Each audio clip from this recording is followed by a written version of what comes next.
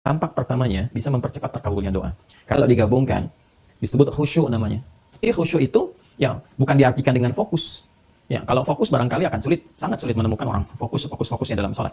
Ya, tapi khusyuk itu gampang. Ini mahal sekali ya, mahal sekali. Anda mungkin sulit menemukan ini di beberapa buku gitu. Kita harus coba gali dulu. Karena itu fokus betul-betul pada ini dan nanti praktekkan ya setiap di kesempatan salat.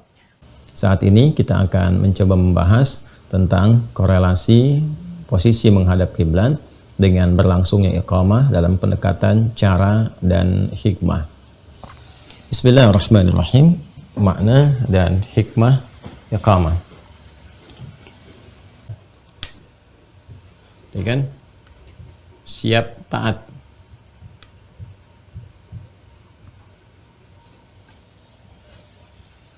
Nanti masih ingat teman-teman sekalian, kalau misalnya ada sikap berdiri sempurna, gitu kan? Ketika sikap berdiri sempurna itu dalam upacara, kan? Upacara apapun yang dilakukan itu, khususnya di militer ya, dulu ada pramuka dan sebagainya. Jadi kalau sudah posisi siap gerak, badan itu kan tegak kan, ya kan? Tegak, posisi siap. Ya, siap ini kan artinya siap untuk menunaikan apapun, ya. Bersiap siaga, siap sempurna, ya, siap keadaan yang tegak, badannya tegak seperti ini, gitu kan? Dari tegak itu apa yang terjadi? Ya, dari tegak seperti ini, kakinya kan ada posisinya tertentu tuh. Ya, tidak terlalu lebar juga, tidak terlalu rapat juga, tapi tegak sempurna yang memungkinkan kita itu berada dalam kondisi yang seimbang. Nah, keadaan yang seimbang, yang tegak, yang siap mengerjakan apa yang diperintahkan, apakah lencang kanan, lencang kiri, itu kan, hadap kanan, hadap kiri, maju dan seterusnya, lari-lari kecil, itu keadaan yang sempurna, tegak, siap, ya kan, untuk mengerjakan sesuatu, itu disebut dengan qama yaqumu, ya, qiyaman. Ya, qama yaqumu.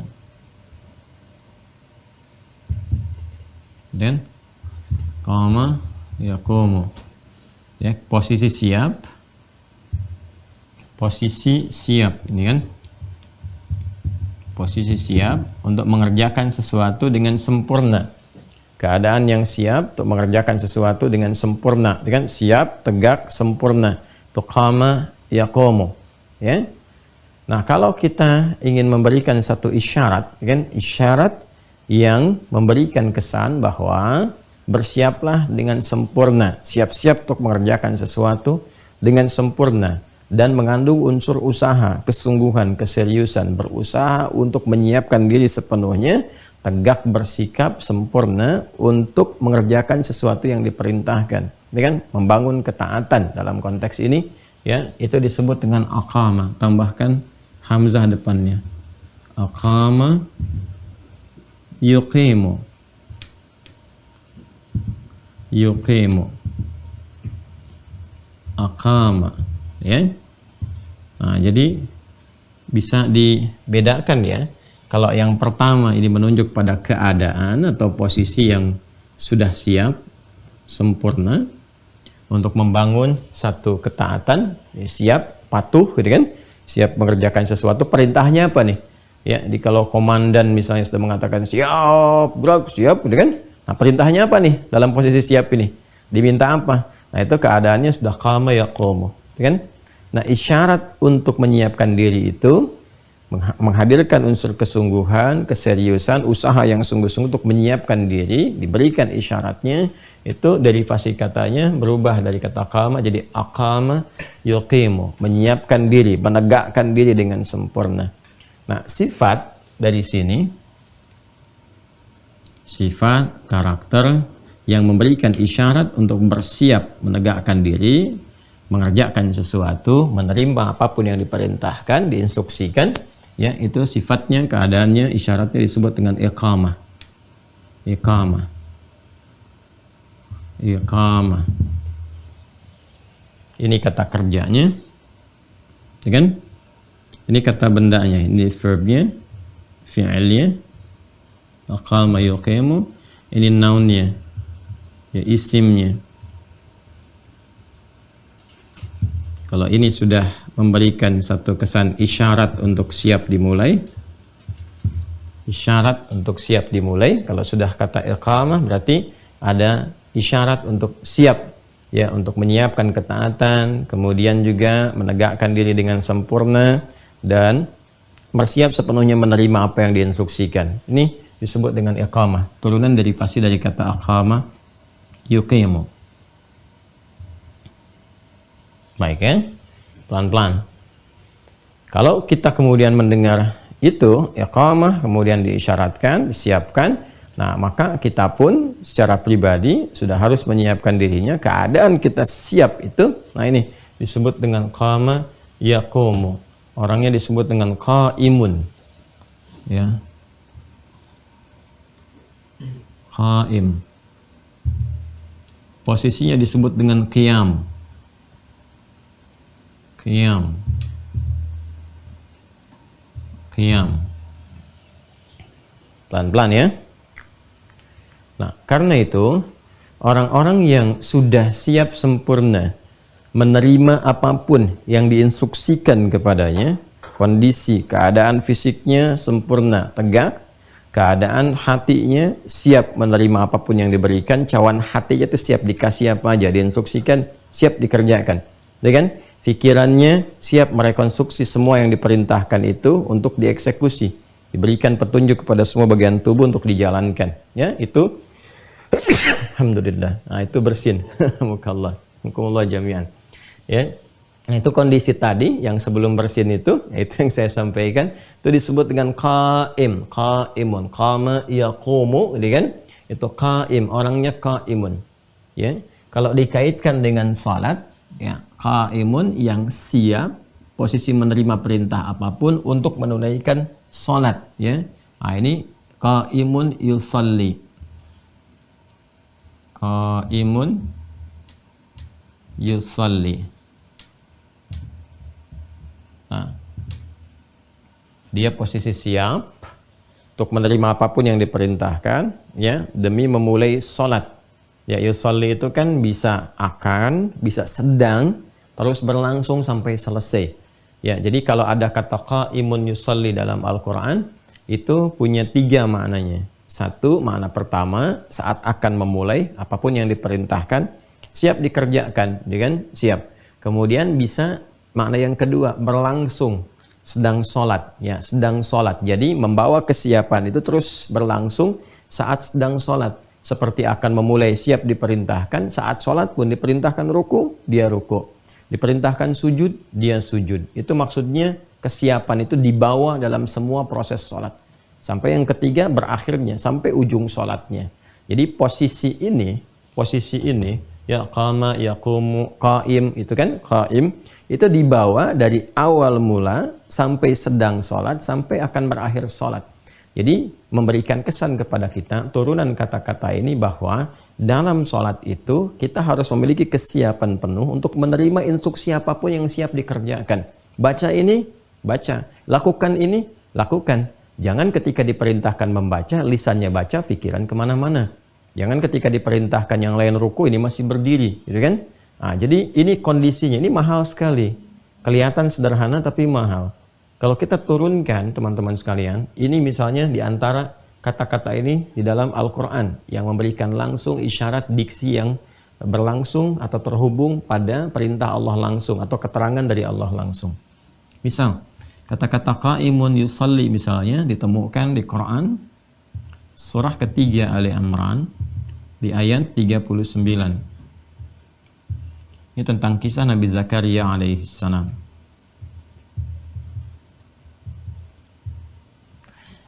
Fanadathul malaikatu wa huwa qaimun yusalli fil mihrab anna Allah yubashshiruka bi Yahya. Hati-hati ya. Ini materinya terlihat ringan, terlihat seperti biasa, tapi dampaknya sangat besar. Ternyata keadaan ini itu adalah support awal menuju kehusyuan yang diantara dampak pertamanya adalah mempercepat terkabulnya doa.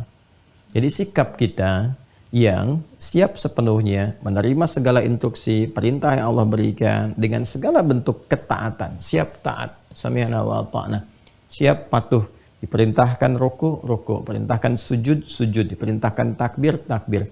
Sikap ini kesungguhan, keseriusan dalam membangun ketaatan kepada Allah yang diwujudkan dalam bentuk diksi tadi, itu dampak pertamanya bisa mempercepat terkabulnya doa. Karena itu ketika Nabi Zakaria alaihi salam memohon kepada Allah, bahkan pada hal yang diduga mustahil dalam pandangan manusia, secara klinis, secara medis, ini nggak memungkinkan. Ya, seorang perempuan, mohon maaf, divonis secara klinis, medis, monofos dan mandul untuk memiliki keturunan, itu hal yang mustahil menurut pandangan manusia.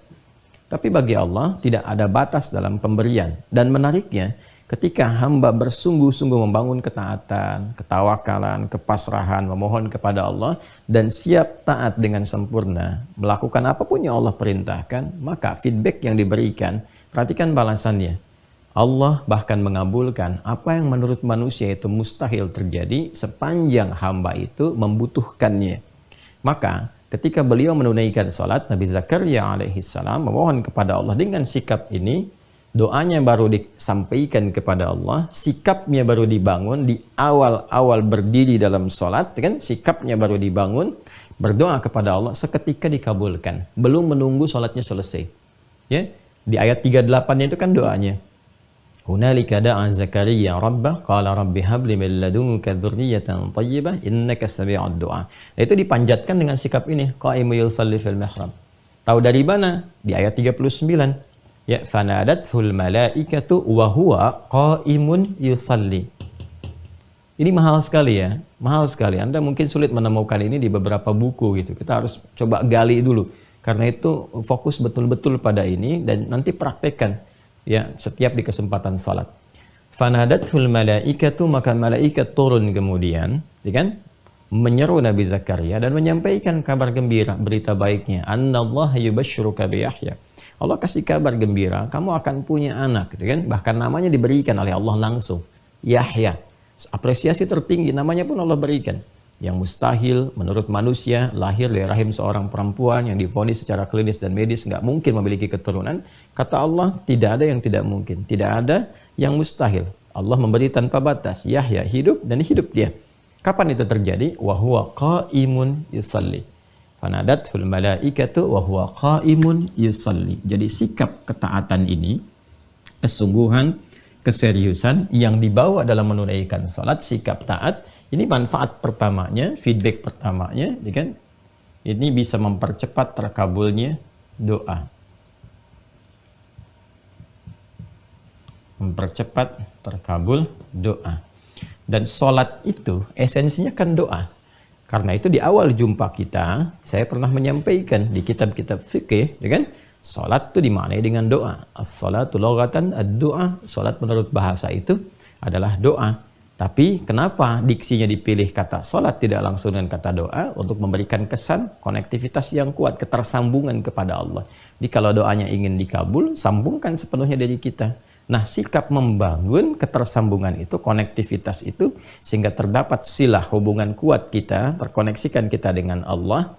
Lain rasanya kan, ada feel kita. Ya, kita merasakan, punya rasa, ada feeling kita. Jadi begitu kita bermohon, ada getaran dalam jiwa kita itu. Beda ke suara lain. Ke dalam getaran ke jiwa itu menggerakkan suasana batin kita, fisik kita, ya kan? Untuk terkoneksikan dengan baik. Nah, keadaan itulah yang awalnya dibangun dengan sifat ini. Ya, turunan qama yaqumu. Karena itu kata-kata qama ini dan turunannya ketika mula dipraktekkan, itu seringkali mengawali awal-awal fase menuju sholat. Bahkan dalam wudhu, seperti pernah kita bahas. Di Quran surah yang kelima itu, Al-Ma'idah, di ayat yang ke-6. Ya ayyuhalladzina amanu idza qumtum ilas sholah. Kan ini qumtum itu dari sini, dari fasenya. Ya, qama kalau diteruskan fi'il madhinya kan, ya qama, ya kan? Kemudian qama untuk dua orang, qamat untuk dia. Tapi untuk Anda, kumta. Saya kumtu, kita kumna, kalian kumtum. Nabi ketika mengajari Khalad bin Rafi Az-Zuraiqi, Nabi katakan, idza kumta ila shalah. Kalau kamu ingin menyiapkan diri bersikap sempurna dalam salat, kerjakan seperti ini, seperti ini, seperti ini. Posisinya sendiri, posisinya, ini kan orangnya kan, posisinya sendiri yang sudah siap, tegak, sempurna, baik, itu disebut dengan ini, qiyam. Ya, ini ditemukan contohnya di Quran surah ke-4 An-Nisa ayat 103. Fa idza qadaytumus salata fadhkurullaha qiyaman. Tuh. Wa qu'udan wa 'ala junubikum. Jika Anda telah tuntas mengerjakan salat, maka berzikirlah kepada Allah Subhanahu wa taala. Ya, makna zikir itu banyak, kalimat thayyibah, dan di antaranya salat. Ada salat setelah salat, kan? Bukankah setelah salat fardu juga salat sunnah, kan? Nah, ini menunjukkan semua sifat zikir kalau dilakukan dengan berdiri. Jadi, tetap zikir apapun jenisnya, apalagi dengan menggunakan salat, posisinya menggunakan kata qiyam, sikap taat, sikap patuh. Ya, jadi kalau kita posisi berdiri, sedang berdiri, dibawa ke suasana salat, kan diantara makna zikir puncaknya kan salat. Wa aqimis salata lidzikri. Demikian di Quran surah ke-20 Thaha ayat 14 itu. Dan tunaikan salat sebagai zikir kepada aku, kata Allah Subhanahu wa taala. Nah, posisi ini diberikan diksinya, ditegaskan dengan kata qiyam. Artinya, kalau kita mau salat, mau melakukan puncak zikir kita kepada Allah, harus dibangun kesiapan kita, siap untuk taat. Ya, jangan sampai pekerjaannya seperti zikir, tapi hatinya tidak terkondisikan siap untuk menaati. Lisannya tidak siap, pikirannya tidak siap. Isyarat untuk menyiapkan semua ini supaya betul-betul posisinya bagus, kemudian keadaan kita juga konsisten. Nah, isyaratnya ke sini turunan katanya.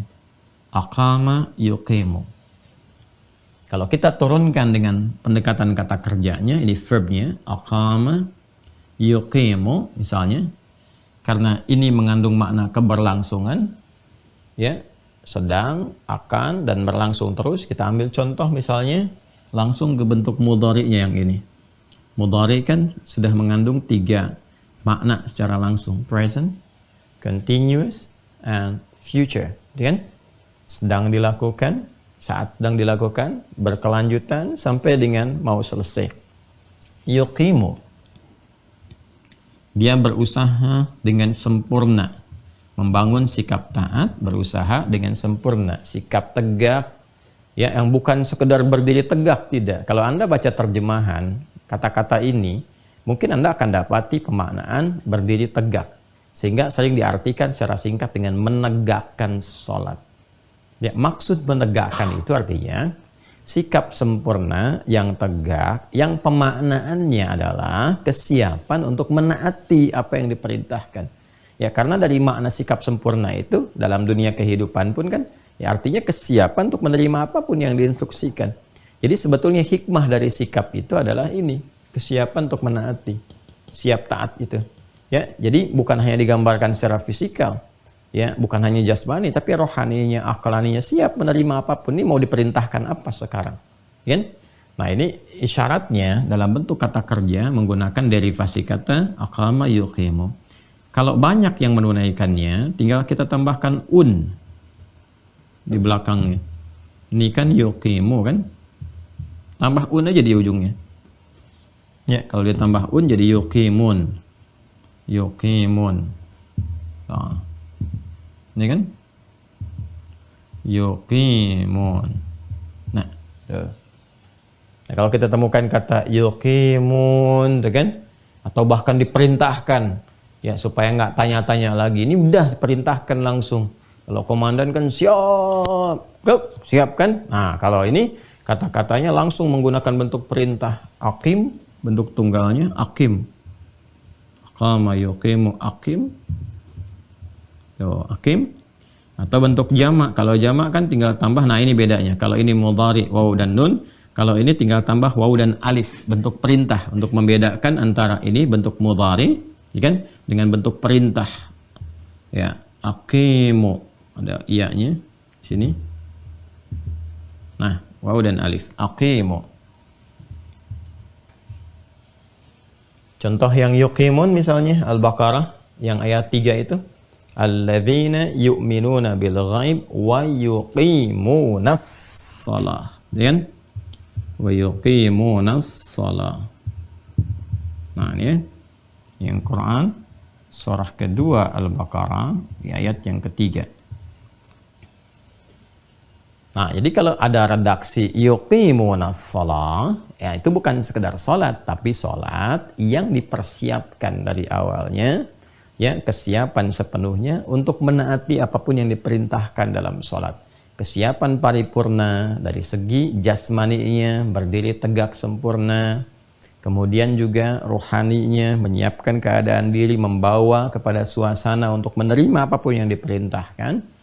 Lalu akal kita pun, pikiran kita menyiapkan diri untuk menerjemahkan apapun yang diperintahkan sehingga membawa resapan yang dalam ke dalam hati. Ini yuqimun.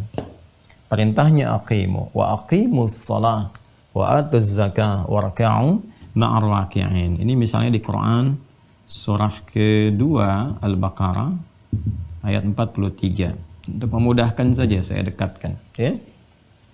Ini gambarannya.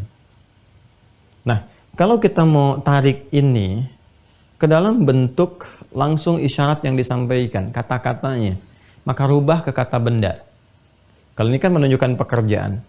Kalau kita ingin menurunkan satu isyaratnya, langsung kalau ada kata ini isyaratnya, ini langsung ya menunjuk kepada isyarat kesiapannya. Nah, ini bisa diucapkan, dilafadzkan oleh satu sosok tertentu untuk memberikan isyarat, ya.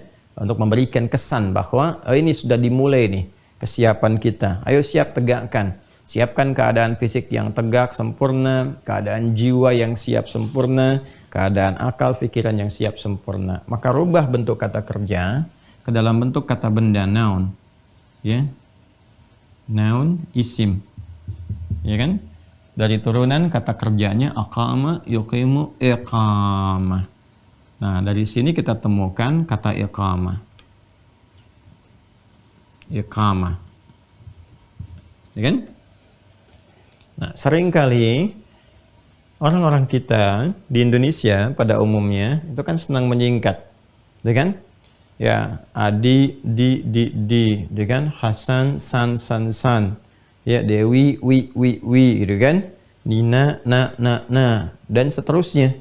Ya. Maka seringkali disingkat iqamat, ya, atau iqamah, disingkat dengan qamat, ya kan?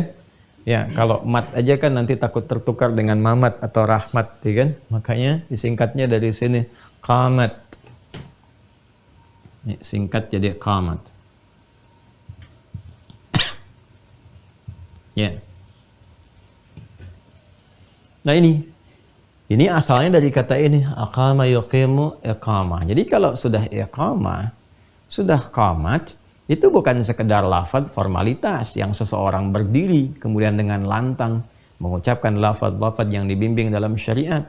Ya, Allahu Akbar, asyhadu an la ilaha illallah. Itu bukan sekedar kalimat yang diucapkan, tapi di dalamnya ada makna yang sangat dalam. Ya, ada hikmah untuk memberikan kesan kesiapan, membangun ketaatan. Jadi kalau sudah iqamah itu, maka kondisi bagian-bagian di tubuh kita, unsur-unsur dalam diri kita itu sudah membangun kesiapan untuk taat. Fisik sudah disiapkan, ya kan? Siap sempurna dengan baik. Bagaimana keadaannya? Tegak. Ini kembali ke sini. Idza qumta. Keadaan kata qumta itu kan dari qama. Sifat qama itu kalau diturunkan sama persis kalau kita sikap sempurna itu. Berdiri sempurna, badannya tegak, tidak miring kanan, miring juga kiri. Makanya kalau udah mau sholat tidak usah begini-begini, apalagi sudah mau qomat, sudah tegak sempurna, siap. Jadi kalau sudah dengar iqamah itu sudah, wah ini sudah waktunya meninggalkan semua hal terkait dengan urusan-urusan dunia dan sebagainya, karena ini isyarat tertinggi nih untuk memulai kesiapan kita dalam membangun ketaatan, ibadah, Masya Allah, menghadap Allah gitu kan, dikasih isyarat nih.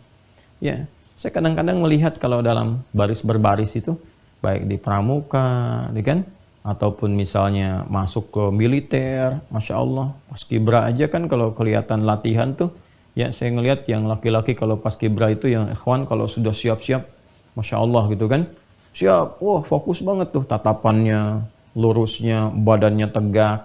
Itu dalam hal konteks dunia, dan menariknya kadang-kadang baru latihan gitu. Kebayang nggak? Baru latihan itu. Ya kenapa dalam urusan dunia kita bisa menyiapkan begitu rupa sampai konsentrasinya full concentration gitu kan? Ya kepada satu titik yang siap untuk dimulai. Kenapa? Ketika terkait dengan aspek-aspek yang menjadikan pemenuhan segala hajat kita itu terpenuhi, tercukupi, kita tidak melakukan satu kegiatan-kegiatan yang seperti kita kerjakan sebelumnya. Membangun fokus, kekuatan, menghadirkan kehusyuan, kan? Kita ini dibutuhkan itu. Nah, jadi mulai badannya tegak, sempurna, ya, badan tegak. Kemudian kaki juga posisinya, ingat sikap sempurna aja.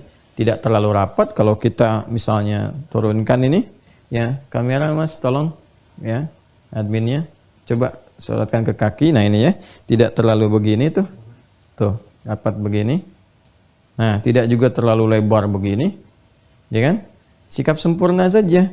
Yang paling gampang sejajar dengan bahu, ya. Jajar dengan bahu. Bahunya seperti segimana lebarnya, maka di situ kemudian diturunkan ke wilayah kaki. Kalau selebar bahu itu ada keseimbangan. Jadi kalau kita terlalu rapatkan begini juga oleng, kan? Oleng. Kalau kita terlalu lebarkan itu juga tidak seimbang, kelihatannya juga tidak bagus, ya, tidak menarik, ya, tidak baik juga. Kan bukan mau main silat gitu kan, bukan mau karate. Itu sikap sempurna untuk tegak menunaikan ibadah. Jadi kalau kita kemudian berdirinya pas, ya, naikkan kameranya ke bahu, ya, dipaskan, ya. Nah, teman-teman sekalian, diturunkan, tadi turun, kemudian sekarang naik. Nah, ini dipaskan dengan bahu ke bawah itu. Nah, ini kan keadaan tegaknya sudah mulai nyaman, ya, sudah mulai sempurna. Persis seperti berdiri kita, sikap berdiri sempurna saja, ya kan? Nah, ini teman-teman kondisinya seperti apa yang tadi diutarakan. Ini tegak, udah siap. Nih baru posisinya posisi tubuh, ya. Keadaan tubuh kita. Saya mohon izin ya kalau saya menyesuaikan kondisi karena kita ini kadar Allah di subuhnya terbatas nih kameramen, jadi saya harus berikan penyesuaian. Baik. Jadi ini kondisinya tegak sudah, ya. Kemudian siap ke bawah. Ini secara fisik. Nah, saat yang bersamaan ingat baik-baik. Sifat dalam sholat ini kan membangun sikap taat, kepatuhan, ketundukan, ya, dan kepasrahan yang tinggi yang disupport oleh seluruh bagian unsur-unsur yang menyinergikan keberadaan manusia itu sendiri, yaitu fisiknya secara jasmaninya, kemudian akal pikirannya. Ini nggak boleh ada yang miss, ya. Kemudian terakhir rohnya, rohaninya. Yang ini jasmani. Nah, jadi membangun sikap ketaatan yang dimaksudkan itu, ini turunannya ke sini, di semua aspeknya, semua bagian dari manusia itu sendiri. Jadi bukan hanya fisiknya saja yang tegak, yang siap, tapi pikirannya nggak siap. Ya, kan ada orang yang baris berbaris, berbarisnya bagus, kelihatannya bagus, tapi pikiran kemana-mana. Itu terlihat dalam ekspresi, dalam keadaan, ya kan? Nah, ini dalam sholat apalagi, lebih daripada itu. Kalau posisi fisiknya sudah siap, maka akalnya pun harus disupport untuk menyupport kesiapan fisik ini. Ya, siap menerima instruksi. Kemudian juga, roh juga seperti itu. Kondisi rohani kita pun punya kesiapan untuk menerima, ya, segala yang diperintahkan. Bersiap karena menghadap kepada Allah Subhanahu wa taala. Ini kan kesiapan tertingginya, menghadap kepada Allah. Ya, maka di sini sudah ada unsur-unsur ketaatan, penghambaan, ya, penghambaan yang kesiapannya itu sudah siap menerima apapun. Menerima apapun itu kan artinya merendah, kan? Kalau sikap tinggi nggak mungkin mau terima. Ada orang dinasehati, sikapnya tinggi, dia nggak akan terima, ya kan? Nah, yang menerima itu ketika merendahkan. Ya, ketika merendah artinya siap menerima yang dari atas. Atas mau bilang apa? Kita minta nasihat, harus merendah dulu sikapnya. Ya, kalau nggak merendah nanti setiap dinasihati dibantah terus, dibantah, ngeles lagi, klarifikasi lagi. Ya, kalau mau minta nasihat ya didengarkan. Nah, sekarang puncak tertinggi dari memohon itu, mohon petunjuk, kan ini mau minta petunjuk, minta segala hal. Makanya kan sifatnya doa semua tuh. Minta diampuni, minta dikasihi, minta disayangi, minta dilindungi. Berarti kan harus ada puncak ketundukan, puncak penghambaan, puncak kerendahan. Nah, dalam bahasa Arab, puncak kerendahan itu disebut dengan al-khudu'. Ya, wadzillah.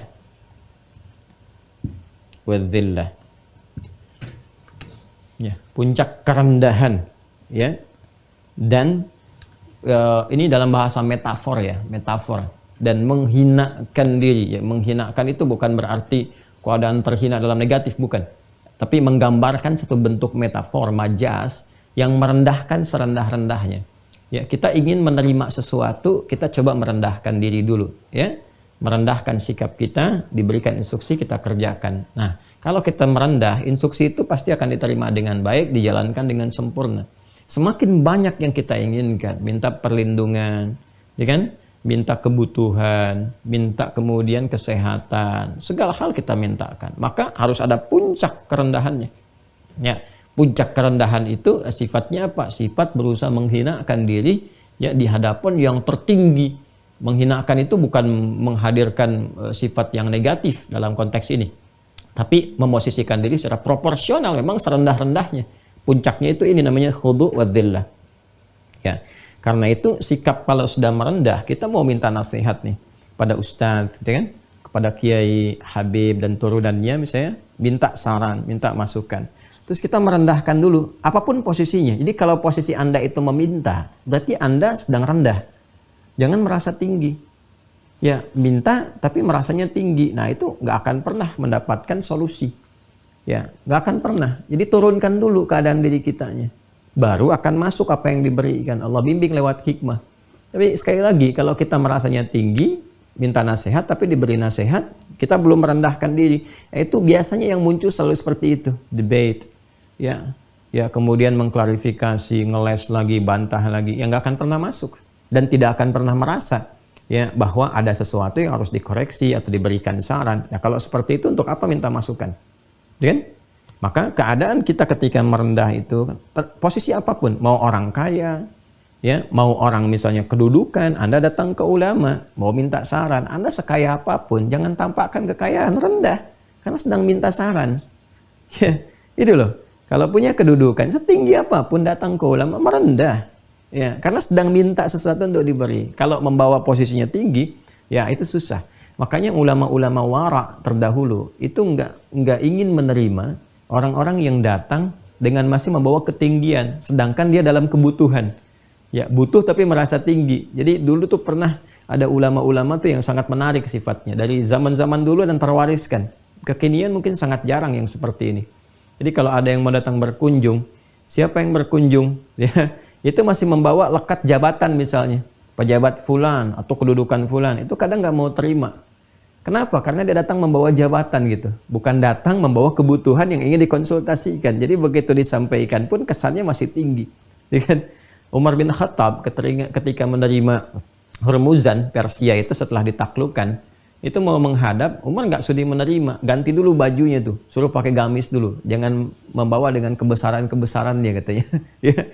Begitu pakai gamis, biasa, baru mau diterima oleh Umar. Nah ini maksudnya untuk memberikan satu kondisi penyiapan-penyiapan hati agar mudah menerima apapun yang mau disampaikan. Nah apalagi kita menghadap kepada Allah. Ya, jadi kalau keadaan kita masih tinggi membawa suasananya, sulit menerima instruksi. Ya, baru takbir aja, kadang-kadang kan fisiknya yang bergerak, lisannya yang bicara, pikirannya bisa kemana-mana. Karena nggak ada sikap ini, al-khudu' wa dhillah itu. Ya kan? Tapi kalau kita sikapnya sudah merendah, serendah-rendahnya, siap menerima segala hal, ini mudah. Diperintahkan rukuk serukuk-rukuknya, diperintahkan sujud sesujud-sujudnya, dan Masya Allah, biasanya kalau sudah menerima segala itu, dampaknya ketenangan. Silakan cek, nasihat itu kan kalau sudah kita terima dengan melapangkan diri, kondisi yang lapang, yang tenang, yang merendah, diberi nasihat. Itu ketika solusi datang, ada ketenangan di jiwa itu. Lega gitu. Kadang-kadang ekspresinya tiba-tiba jadi nyaman, Masya Allah. Itu saking leganya, tenang, nyaman. Nah keadaan yang tenang, yang nyaman, setelah segala hal itu berlalu, ya, yang tadi menerjang dan sebagainya itu kemudian hilang, pergi, nah itu muncul ketenangan, kenyamanan. Nah itu disebut dengan sukun. As-sukun atau sakinah. As-sukun atau sakinah. Kalau mau diberikan sifat-sifatnya disebut dengan sakinah. Orang Arab berkata, sakanatis syajaratu idza dhahabatir riyah. pohon itu ranting-rantingnya, dahannya itu tenang setelah angin yang menerpaknya itu pergi, tenang gitu. Nah, kita kan kalau dapat nasihat, dapat masukan, dapat segalanya, gitu kan? Nah, seakan-akan persoalan-persoalan itu walaupun solusinya belum dilakukan pada saat itu, baru dapat saran, seakan-akan pergi kan, hilang kan persoalan itu. Ada ketenangan sementara yang datang gitu. Dan nanti siap dieksekusi. Nah, itu keadaannya disebut dengan sakinah, sifat-sifatnya. Ya, akumulasinya disebut dengan keadaan sukun namanya. Gitu. Jelas ya? Di rumah tangga itu ada sakinah. Ya. Kenapa disebut sakinah bukan tumakninah? Karena sakinah yang dimaksud itu ketenangan setelah berbagai persoalan-persoalan yang ada itu ya bisa diatasi, sehingga dengan diatasi itu meningkat kualitas hidup, ketenangan datang, hikmah tiba. Ya, jadi ketawa deh pada akhirnya, yang tadinya cemberut sama-sama cemberut jadi pada ketawa. Nah, itulah sakinah. Makanya seninya ada di situ. Ya, samara itu ada seninya tersendiri, ada ilmunya juga. Jadi kalau kita paham dengan ilmu sakinah aja, insya Allah berbagai konflik baik kecil atau besar itu bisa dikelola, dimanage dengan baik. Bukan nggak ada masalah, tapi masalah itu menjadi seni untuk melahirkan satu ketenangan dan kebahagiaan. Catat tuh, bikin status. Ya. Nah ini, perpaduan antara sifat khudu, dhillah yang melahirkan sukun atau sakinah. Ini kalau digabungkan disebut khusyuk namanya. Khusyuk. Nah, kalau Anda lihat ta'lim kami yang 3 hari ke belakang ya, yang kita sampaikan live itu tentang khusyuk, memaknai khusyuk. Nah, ini kita uraikan dengan sepenuhnya makna-makna ini. Khusyuk. Ya kan? Nah, jadi pengantar kepada khusyuk ini adalah gabungan dari 3 sifat ini. Al-khudu, ya, sifat merendah, yang menunjukkan ini kesiapan untuk menaati, bukan merendah dalam pengertian negatif, tapi maknanya seperti yang tadi saya uraikan, merendahkan keadaan diri kita untuk siap menerima dari yang tinggi. Karena yang memberikan yang maha tinggi, maka merendahnya serendah-rendahnya, dhillah ini. Ya, serendah-rendahnya kita itu, ya, dalam metafornya menghinakan diri kita di hadapan, maksudnya ke bawah yang paling rendah sekalipun. Karena yang memberikannya yang maha tinggi, ya. Kalau yang biasa tinggi aja kan kita mencoba menundukkan. Nah, ini yang maha tinggi ya, rendahkan serendah-rendahnya. Makanya nanti ada sikap yang paling rendah ketika kita menghadap dalam sholat. Untuk menerima segala anugerah dari yang paling tinggi. Jadi semakin kita rendah, semakin diberikan banyak. Ya, itulah dia. Ya, makanya ketika kita berada dalam posisi yang serendah-rendahnya, mintanya paling banyak. Serendah-rendahnya itu saat sujud. Sujud itu kan merendahkan yang paling terhormat, yang melekat pada diri kita. Di kepala ini kan yang paling terhormat nih. Kepala ini paling terhormat. Ya. Makanya kan kalau orang sudah mencoreng wajahku, nah itu mencoreng wajahku kan metafor. Artinya sudah mulai menghinakan kehormatan, ya, meruntuhkan kehormatan. Nah, ini bagian simbol kehormatan kita itu yang dibawa dalam kehidupan, direndahkan serendah-rendahnya dalam sujud itu. Direndahkan. Ya, makanya ketika posisi yang terendah itu kita lakukan sebagai penghormatan, penghambaan kepada yang maha tinggi, maka apa feedback yang didapatkan? Curahan rahmat itu mengalir, melimpah. Saat itulah posisi terbaik untuk banyak meminta. Itu hikmahnya kenapa dalam sujud itu kita dianjurkan oleh Nabi banyak meminta.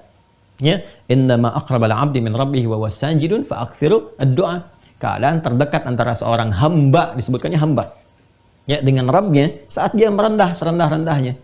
Maka perbanyak doa pada saat itu. Ini mahal sekali teman-teman. Itu hikmah tertingginya. Ya, di keadaan kita yang melapangkan diri dengan merendahkan serendah-rendahnya, sehingga dengan itu curahan, limpahan, rahmat mengalir deras. Ini posisi dhillah ini. Pada saat itulah lahir ketenangan. Coba deh Anda kalau menikmati sujud itu, begitu nikmat kan tenang. Nggak terasa lama sujud itu. Ya, nanti kita akan temukan hadis-hadisnya saat sampai. Sabar, kita baru mau iqomat, belum nyampe sujud, gitu ya. Nah, nanti akan terasa tuh semuanya itu, apalagi kalau dipraktekkan. Makanya jangan heran kalau kita temukan referensi-referensi yang mengabarkan bahwa Nabi itu rukuknya hampir sama dengan berdirinya. Itu berdiri aja kalau 5 juz 4 halaman. Ya, rekor yang Nabi pernah isyaratkan dalam hadis-hadis yang sampai kepada kita, pernah kan 1 rakaat itu sampai An-Nisa ayat 176 itu, artinya kurang lebih 5 juz 4 halaman kan berdirinya. Nah, itu disebutkan panjang lama rukunya sama dengan lama berdirinya. Kebayang? Ya, tapi kalau mendapatkan ini nggak terukur, nggak terukur. Ya, Ashabul Kahf itu kan saking tenangnya tidur 309 tahun gitu. Itu Masya Allah. Ya orang kan kalau dalam keadaan tenang tidur deep sleep itu 5 menit pun kan serasa lama gitu. Ya, nah ini gambarannya ini mahal sekali nih untuk mendapatkan keadaan ini. Nah kita dilatih. Jadi isyarat awal membangun sikap-sikap ini itu dari iqamat. Ya, karena itu iqamat itu diiringi dengan panduan-panduan untuk bersikap semacam ini. Ya, yang menghadirkan sikap sempurna yang melahirkan khusyuk. Jadi khusyuk itu ya bukan diartikan dengan fokus. Ya, kalau fokus barangkali akan sulit, sangat sulit menemukan orang fokusnya dalam sholat. Ya, tapi khusyuk itu gambaran ini, ketaatan. Gambaran kepatuhan, ketundukan. Ya, sikap merendah, gambaran ini. Nah, tingkat terendah dalam khusyuk itu sholat, tingkat terendahnya. Makanya ada orang yang ulama yang menafsirkan ya dengan sholat saja dia sudah khusyuk, tapi khusyuk tingkat paling rendah yang diekspresikan dengan gambaran-gambaran atau perilaku-perilaku dirinya. Jadi kalau sudah mau sujud kan sebetulnya sudah pengantar kepada khusyuk. Makanya tingkat terendah khusyuk itu ya orang sudah mau sholat ya sudah mau khusyuk. Sudah khusyuk tapi tingkat yang paling rendahnya. Ya, karena kenapa? Karena dia sudah mau sujud. Ya, setan itu kan kalau kita baca di hadis Al-Bukhari, setan itu paling histeris. Histeris kalau ngelihat ada hamba, anak cucu Adam, dia bisa sujud. Ya, langsung dia berkata teriak-teriak gitu. Ya, alhamdulillah kita tidak melihat tuh. Kalau lihat kan nggak jadi sholat tuh. Ya, dia langsung pergi berteriak, wailul li, wailu, celaka aku, katanya kan. Ya, umir ibnu Adam liyasjud fayasjud, indama umirtu lisujudi fala asjud. Ya kan? Celaka aku. Bahasanya kurang lebih demikian di hadis itu. Anak Adam diperintahkan sujud, dia sujud. Aku dulu diperintahkan sujud, aku nggak sujud. Tuh, menyesal tuh selalu belakangan gitu. Tapi ya karena menyesalnya itu masih diliputi kesombongan, dia nggak mau tobat juga. Tuh, dengerin setan tuh. Setan kan denger ini sekarang tuh. Ya, saya ceramah itu dengar itu. Ya, padahal kan setan itu dia sudah menyesal tapi nggak tobat karena sombong. Ini saya ceramah begini aja tetap setannya masih menggoda juga karena sombong. Gitu, sombong. Jadi hati-hati, sombong itu jangan dipelihara. Ya, dipakai saja sama setan, sama iblis, itu tetap gitu kan. Tidak bisa menghadirkan suasana taubat. Padahal tahu Allah Maha Kasih, Maha Rahman, Maha Rahim, Maha Tawwab, penerima taubat, tapi nggak mau taubat. Nah, ini persoalannya, ya. Betapa banyak Rasul sudah mulai banyak diutus, nabi-nabi juga sudah ada, para ulama, bahkan sekarang banyak para mubaligh gitu kan sudah ceramah, tapi itu nggak membuat setan untuk taubat sekalipun kepada Allah. Jadi cukuplah setan aja yang sombong, ya nggak usah ikut-ikutan. Jadi kita justru dibangun satu sikap yang oleh Allah mesti ada sifat kontra dengan setan, ya kan? Setan itu tidak pernah kenal benar, selalu salah dan tidak mau taubat. Malaikat selalu benar, tidak pernah kenal salah. Ya, manusia itu berpotensi salah tapi bertobat. Itu bedanya dengan setan. Ya, jadi kalau setan salah nggak mau taubat, kalau manusia salah dan bertobat. Jadi kalau ada manusia yang melakukan salah dan nggak pernah mau taubat, itu patut diduga dirinya dikuasai oleh setan. Ya, patut diduga dirinya dikuasai oleh setan. Segera bebaskan diri dari itu semua. Ya kan? Nah, ini teman-teman sekalian gambarannya. Ini membangun sikap-sikap demikian nih, sikap khusyuk itu, kepatuhan. Ini tingkat terendahnya masih mau sholat. Alhamdulillah, ada anak, ya suami, istri, kerabat, masih sholat. Alhamdulillah, sudah ada bekal. Alhamdulillah, sudah ada bekal awal. Tinggal meningkatkan kualitas kekhusyuan itu menjadi lebih baik supaya feedbacknya dapat nih. Mempercepat doa, tanha 'anil fahsya'i wal munkar, ketenangan dalam jiwa. Nah, itu berbagai hal yang kita butuhkan dalam menjalani roda kehidupan. Ini jalannya. Ya. Nah, ini teman-teman sekalian, ini gambaran yang kita bisa hadirkan sehingga membangun sifat awal pengantar pada khusyuk. Ya. Nah, sekarang bagaimana kemudian menghadirkan sikap-sikap ini ketika mulai mendengar ini iqamah. Ya, mulai mendengar iqamah. Seperti apa menghadirkannya? Nah, nanti ada yang terkait dengan fisik. Ya kan? Ada yang terkait juga dengan akal, pikiran. Ada terkait dengan roh. Nah, ini punya porsinya masing-masing. Sebelum saya terangkan, saya ingin mengingatkan kepada Anda untuk betul-betul fokus pada titik ini. Ya, karena ini sangat penting dan ilmunya sangat mahal gitu. Ya, kalau Anda baca 1-2 kitab belum tentu menemukan ini. Ya. Nah, semoga Allah berikan taufik pada kita semua ya. Jadi betul-betul Anda perhatikan karena ini gambaran-gambaran yang insya Allah akan merubah keadaan kita saat menunaikan salat. Kalau benar kita mengerjakan insya Allah ya dengan izin Allah Subhanahu wa taala. Baik.